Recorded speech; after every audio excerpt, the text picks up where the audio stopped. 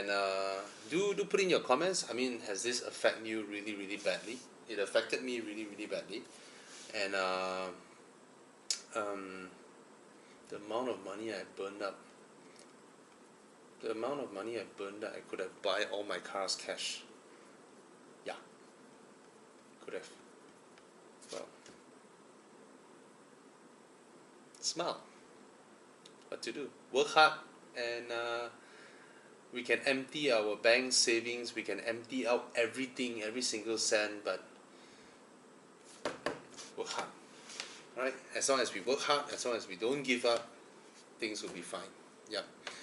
To tell you a little bit about 10 years ago when I first started my business, there was this point of time whereby I we just started our business. We aren't very experienced, and there was this time whereby I still need to pay my team members, and our company bank account was only left with 2,000 plus ringgit, and after paying my team members, and my own bank account is left with less than 2,000 ringgit. My whole savings, every single cent that I have, and every single cent that the company has, after paying my team, there's less than 5,000 ringgit. And it is interesting. It kicks you into overdrive mode. It literally kicks you into overdrive mode. I remember I was just wandering not aimlessly. It's not aimlessly. It's of course stressed. But I remember I was walking in Jasco that time. I was walking in Jasco, just looking at things, and it's interesting. I saw this little pack of noodle. I've never seen their branding before. Way down at the racks there. And I used to work in FMCG line, so I know all the things about retailers, how to how to how to get your promoters in there, how to set up the booths and all that, the paperwork, the things that you need to do when you need to serve people food. You need to get your promoters to get an injection from DBKL. All these things I've worked in that in my previous job. So I look at this noodle brand. I'm like, how do they sell if they only have one facing? Okay, in FMCG on the rack, one pack is when you are walking here, you see one pack like that. That's called one facing. They only have one SKU. SKU means, let's say Maggi. Maggi have curry, have chicken, whatever. Every one of them is called an SKU. Okay, so in the noodle category, of course, another term we have is called Catman. Catman means category manager, the daiko of that category. So of course in noodle rack will be Maggi, right? And then Jintan and the rest, blah blah. And this brand was way down there, so I took it out and I have a look. And I'm like, what brand is this? And I look at the distributor. Go back, and I think I made a call. I made a phone call to the distributor. I don't know why, but I just called them. Very interestingly, when I called them, they told me that, so I introduced myself. I just wanted. I don't even know why I called them or what intentions I have in my mind, but I just called them. And the interesting part is that when I called them, straight away they told me that, oh, you're an advertising agency?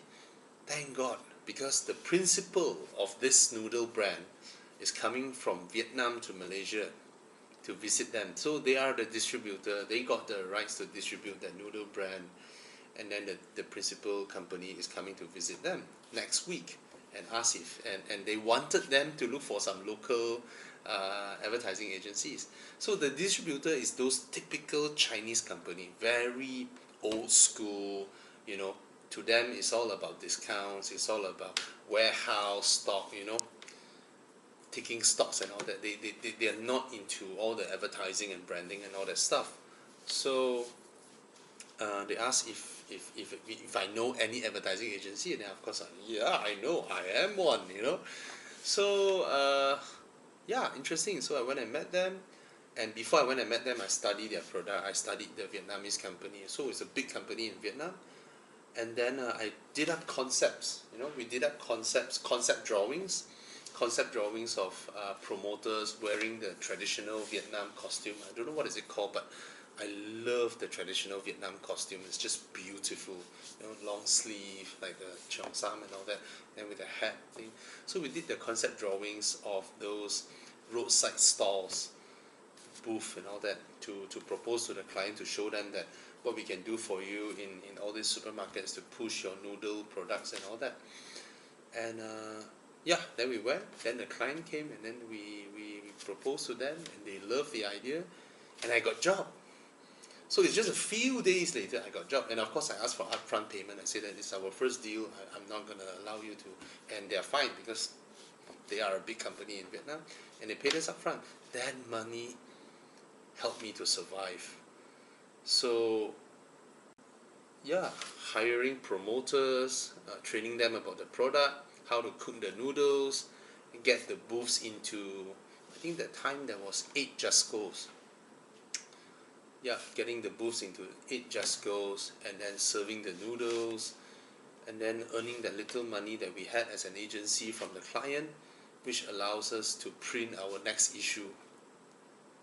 See, when you're doing magazines, right, if you don't print, you can't bill your advertising clients. But if you don't have money to print, because printers want cash, printers ask for cash. So yeah, it kicks you into overdrive mode.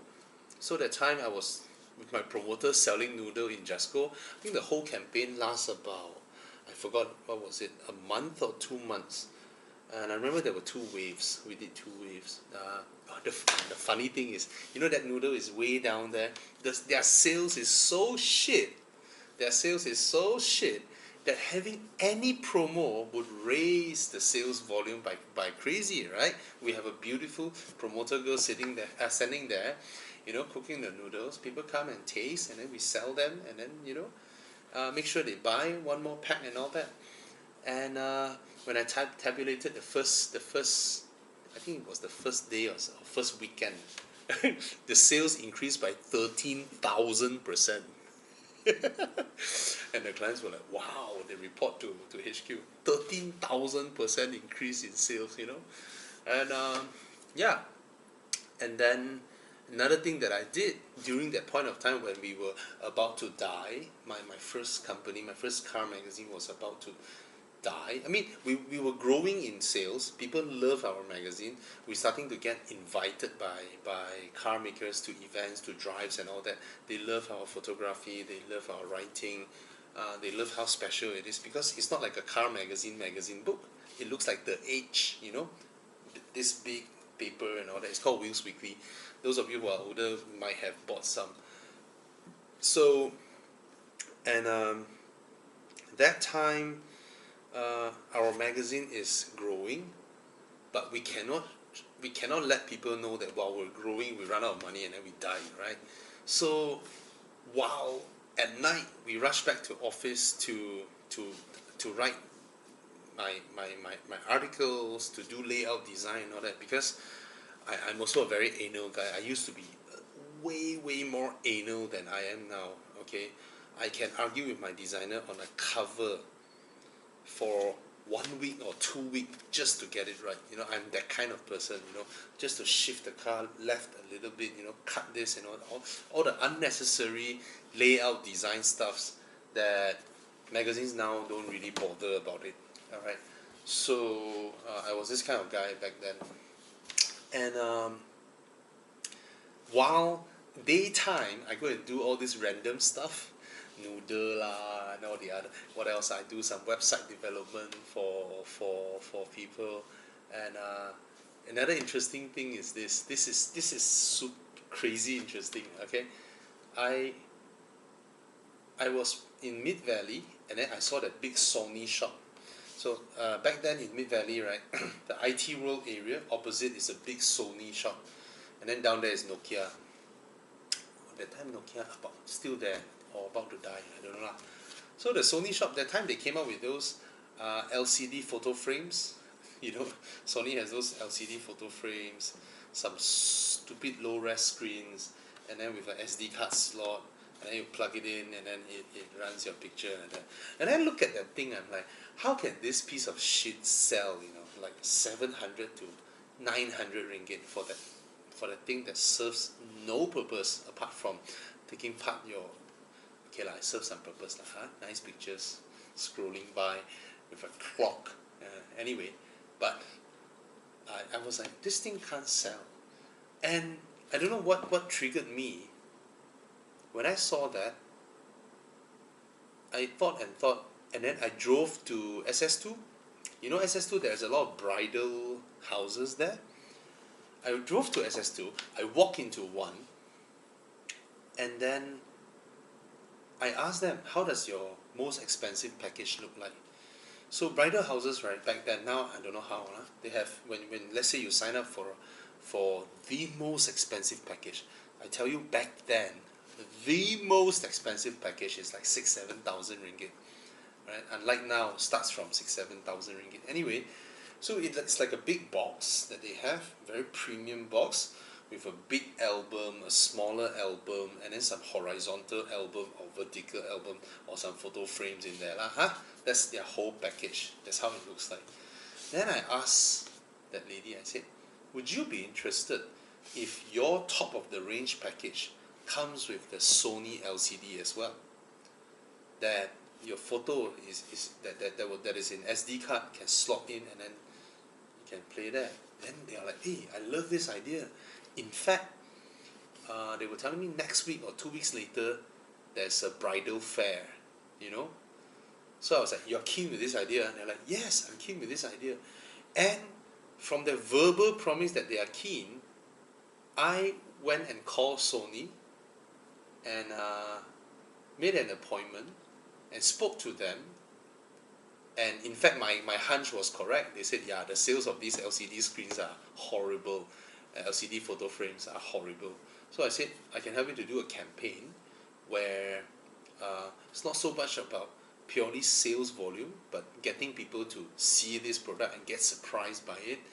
And then they're like, how? I said, to integrate your product into bridal packages because there's a bridal fair coming up. And then they're like, wow, this sounds very, very interesting. I said, yeah, let's do this. So I was kind of like the middleman, the agency guy between them and them. And I earned some pocket money, not pocket money, it is still a 5-figure sum that is big for an individual, but insignificant for a company that needs to print, So that few odd jobs helped us through that period whereby our advertising sales in our magazine was growing, but we haven't collected back the money, right? But we still need to print our magazines, and our paid up capital is done. So those odd jobs help us to continue print our magazine while we still grow in advertising revenue until the billing cycle comes back where we can start receiving the money that our print magazine ads are generating. And then after that, it's smooth sailing after that. And then we did the rebranding, developed the website and all that. So yeah, that was 10 years ago. And I think this juncture greatly reminds me of that. But the difference is this. Of course, I'm now financially in a way better position than I was back then, but my commitment is also a lot higher, and my responsibility is a lot higher. 10 years ago, I'm already together with my wife, but we haven't got married yet. We just got together. I don't have kids yet. I still stay in my parents' home. So I can afford to be stupid. I can afford to do ridiculous things.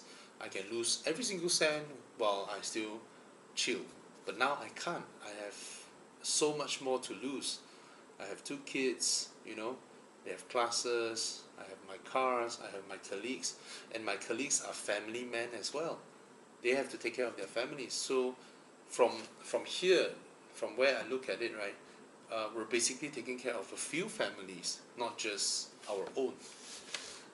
So yeah, kicks us into overdrive mode, and just don't give up. Don't give up. Always be positive. Think of something to do. Just think about it, you know. And we now live in an era whereby you can be who you want to be anytime. Let's say you lost your job and like, oh shit, I lost my job. But why fuss over it, right? Then you think, okay, how much is my commitment? Let's say you lost your job. Your job is a 5,000 ringgit job. All right, your job is a 5,000 ringgit job. So let's say 6,000. Easier to count. Okay, easier. 3,000 ringgit job. Right, you lost your job. 3,000 ringgit. Okay, 6,000 more interesting. Okay, you lost your job. 6,000 ringgit job, and of course you have your commitment and all that. So you need to make back 6,000 ringgit. Okay, how to make back 6,000 ringgit? Then you think, okay, you are let's say an engineer. 6,000 ringgit divide by 30 days is 200 ringgit per day. Okay, 200 ringgit per day. Let's say you sleep, you wake up, you have 10 hours every day. Divide by 10. Per hour, you need to make 20 ringgit. What allows you to make 20 ringgit of profit per hour? An entire hour per hour. Okay, 20 ringgit. Let's say you sell something and you are able to generate 2 ringgits of profit per pack. Alright, let's say nasi lemak, but you do not know how to cook nasi lemak. Very easy. Go to YouTube, how to cook nasi lemak. Seriously, they teach you everything. Then you know how to cook nasi lemak. Okay, so per hour you need to earn 20 ringgit. Of course, every pack you sell, you have your cost and then you have your profit. Let's say you sell per pack at 4 ringgit. And mostly food, minimum margin is double. You double your. I mean, don't be silly lah. I see some stalls. They stood by the roadside. They pack one pack of rice with sambal and all that with a fried chicken, and then they sell you at 5 ringgit. They don't do their accounting. They don't even know whether they are losing money or earning money, and they don't even count their own salary in that. Anyway, 20 ringgit per pack. So if you sell a pack of nasi lemak at 4 ringgit, takkan per pack your cost is 2 ringgit, right? Definitely less than that. Let's say you sell at 3 ringgit, right? 3 ringgit. Do you make it this small or do you make it this big? Think about it. Most people sell nasi lemak this small, and then they have the rice, they have the sambal, they have the egg, they have the ikan bilis in there, and then it's this small. Alright? So market price or like that, 2 ringgit to 250 ringgit, right? That's market price, yeah. But why people need to buy from you, right? Either your product is same quality but cheaper, that gives you a competitive advantage, or your product is sorry, I got it wrong. Yeah, either your product is same quality but cheaper, or your product is same price but better quality. There's only 2 ways to go about it. It would be best if you are able to achieve both. That means not only you are cheaper, but you are better. But that is a very rare case, a very rare scenario. Alright? So, are you really, really good at your nasi lemak? You're like, oh, I just started to learn on YouTube that day. I might not be as good as some other people. But I've went to a lot of mamaks. They serve absolute shit nasi lemak. If those also can sell, takkan I follow all the recipe, I can't be worse, right? So you did some experiments, and then you look at things that cost you money, right? Which one costs you the most? I would say the things that cost you the least there would be rice, because rice, all you did, you just throw it into a bowl and then just boil it. The thing that costs you the most probably is the egg, because you need to peel one by one, you need to slice one by one and all that, right? So to make people buy your nasi lemak, what do? Make it bigger pack, put more rice in. That's it, right? So when people saw, wow, 3 ringgit like this, instead of the really small one, then they might want to buy from you, right? So you can sell to your neighbors here, you can sell there. 1 hour, if your product is not exactly the same as everybody else, your product is actually charging the same price but larger. Will people buy it? Maybe they will. Say, hey, this is value for money. You sell so cheap, why not I pay you more? Maybe you get more. So per hour you earn 20 ringgit. You're done. You got back your engineering pay. Yeah. of course I simplify things, but roughly that's how the thinking process should be. Like when I came out from my previous company, of course I think about a few things. A lot of people ask me to open an ad agency and things like that. Some people ask me to, hey, why don't you open a cafe and all that. So my mind roughly goes through the same thing. I have a target income I wanted, then I think what I should do to be able to reach my target income. Okay, of course I know where my knowledge is. I'm not a super knowledgeable person like a banker or some share market hedge fund and all that. I'm not these type of people, so I won't be able to earn the million kind of money. I know where my capabilities are. I'm just a regular advertising, copywriting kind of person, photography and things like that. So yeah, so again, don't give up. I think I stray too far away from our moratorium topic. Okay, yeah. So yeah. Thanks for watching, I guess. Um, so what are we currently doing? Well, we're doing something interesting. Our very good partner or supporter of our business or our client, they are launching a new property, one in Eco Ardens, one in Eco Sanctuary. This property is very interesting because they have an aim, they have an ideology to go for. They want young people who are in their early 30s, you slowly progress up your career path. Most people who are progressing up now, right, they are highly educated, right? Your taste is there. You wanted that. But those things now cost 700,000, 800,000 ringgit. Most of them, right? You have a certain lifestyle that you wanted. So you wouldn't go and commit this kind of price range and then you give up your car. You sell your Honda Civic, you drive a Viva or an Axia because you committed a property already. You wouldn't do that, right? Because you have a certain thing that you think is more important now. So what I want to achieve now is that for people like these people who have high taste, right, to be able to buy something that fits their profile, that fits your lifestyle, that fits your Honda or fits your 316 BMW 316 or fits your XC40, right? But you can still own a house without giving up those. So this is their target mindset. They want to. So it will be a vertical township in their premium township. We all know the entry price for eco-world properties are very, very expensive. But this new project won't be. Guarantee you'll be surprised by the price. And then by paying this much, you get to stay in a unit that can cater a family, and you can still have your car, you can still have your very well developed, beautiful township, and then you stay in a premium eco-world township. So that's the idea, and these are the things that we're now helping them to communicate out. So whether it's a good time to buy or not, I think everybody is different, right?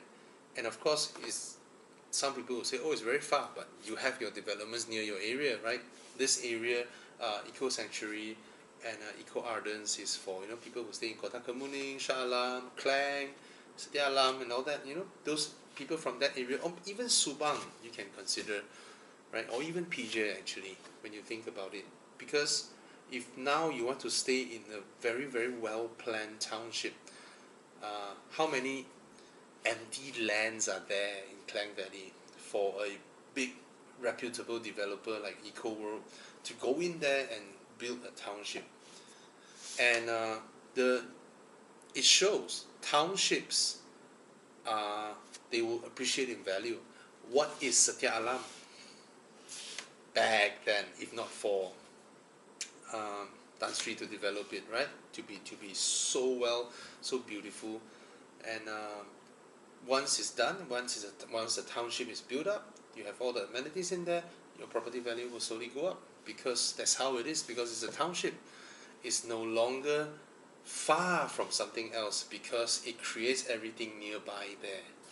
So yeah, that's how it is, and this is the thing that now that's why you see in all our videos, you see we're telling people, hey, go register at dudok.my to know more.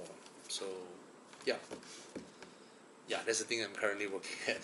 Okay, I hope I don't have to sell noodle in Jasco lah. All right, and peace. I'm taking the moratorium, right? What about you guys? Cheers. Ladies and gentlemen,